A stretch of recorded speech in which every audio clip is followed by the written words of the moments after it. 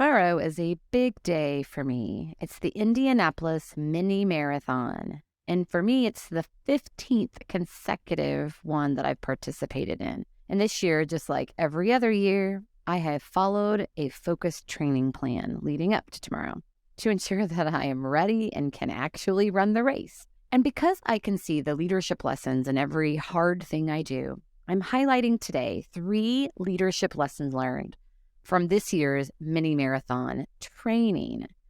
So my first leadership lesson from the training plan is that the training plan is mission critical.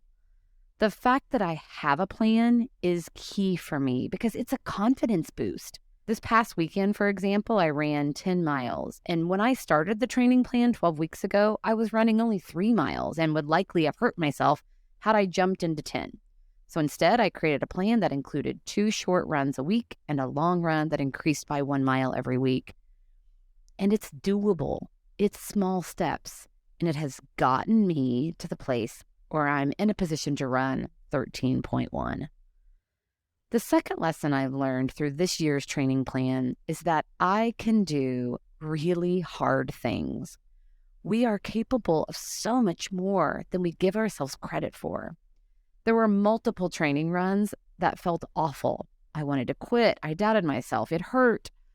But I kept going and I lived through it, stronger for it, which leads to the third lesson from this year's training plan. It is all mental. Running a mini marathon, just like my leadership and my life, is mostly mental. It is always what I choose to make of it and how I look at it and talk about it. For example, the 10 miles that I ran this week, I knew that I could run 5 miles because I'd done that so many times over the last few weeks. So I chunked that bigger run into 2 5-mile runs. I ran out 5 miles and I ran back 5 miles. 2 5-mile runs feels much better to my brain than one 10-mile run. I'm always playing little mental gymnastics like that.